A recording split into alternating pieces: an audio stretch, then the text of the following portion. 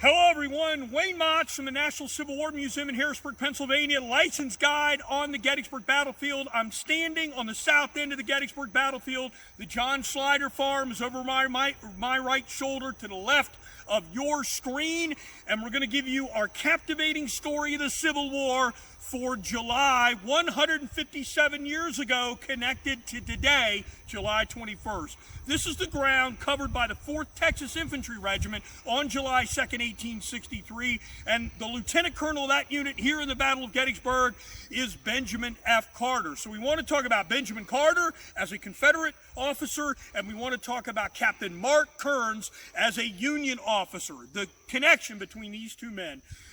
Colonel Carter, let's start with him. He's born in 1831 in Tennessee. He moves to Texas in the 1850s. He becomes a lawyer there. Civil War breaks out, and he becomes an officer in the 4th Texas Infantry Regiment. He goes from Texas to Virginia at the outbreak of the American Civil War, leaving his wife and family. His wife dies of disease. At least one of his children dies of disease while he is gone.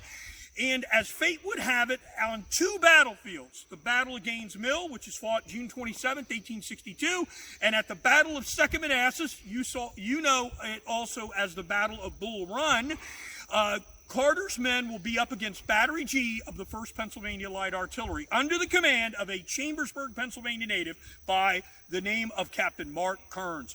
At the Battle of Gaines' Mill, Kerns mans his guns, and the Pennsylvanians repulse several attacks. Eventually, they've got to withdraw. At the Battle of Second Manassas, August 30th, 1862, Captain Kerns is working his battery right in the attack front of the 4th Texas Infantry in Colonel Carter's command. Kerns falls, mortally wounded, working those guns. He's taken to the shade of a tree, and he dies in the hands of the Texans.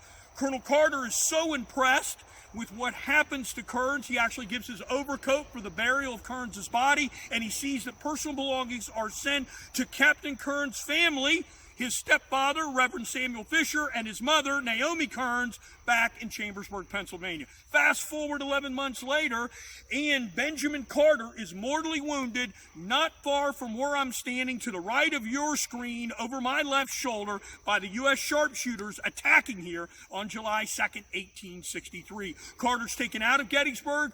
He's in the wagon train for the Confederate retreat. He is at a farm over near Chambersburg, south of Chambersburg, where he is captured and taken to the Academy Public School building in Chambersburg. To finish this story, we've got to go over to Chambersburg, so let's go. Hello, everyone. We just came from Gettysburg, Pennsylvania, over to Chambersburg, Pennsylvania, 28 miles away, and we want to pick up our story with Colonel Benjamin Carter of the 4th Texas Infantry Regiment and Captain Mark Kerns of Battery G of the 1st Pennsylvania Light Artillery. So when we left our story, Colonel Carter was mortally wounded, and he is being transported out of Gettysburg. He gets to a farm, the George Farm, in New Franklin, Pennsylvania. That's south of Chambersburg, and he is captured there by Union forces. He's taken to the Academy building in downtown Chambersburg, where he is cared for by Dr. Abraham Sensi, a local physician here in Chambersburg. While there, Colonel Carter meets the Reverend Dr. Samuel Fisher, and guess what? The mother, Naomi Kerns, Fisher's wife. So Fisher is the stepfather of Captain Mark Kerns, killed at the Battle of Bull Run or Manassas. While they strike up a conversation and talk, obviously they realize that Carter's Texans are the ones that buried their son. Colonel Carter dies of his wounds on July 21st, 1863, 157 years ago today, and through the kindness of Reverend Fisher, Abraham Sensi, and others, he is buried, given a Christian burial in the Methodist Church here in Chambersburg, Pennsylvania. And his body rests in Chambersburg in the Methodist Cemetery until 1896, when the church is sold.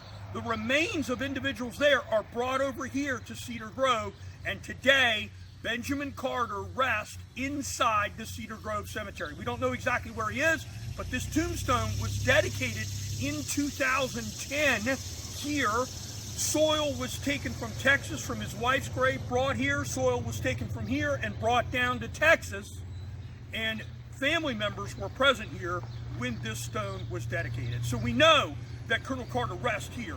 in the cemetery at Cedar Grove and Chambersburg. This is a great story related to compassion in the Civil War. You hear a lot about brutality, but here you've got a story related to compassion. Thanks for joining us. Please subscribe to the National Civil War Museum's YouTube channel.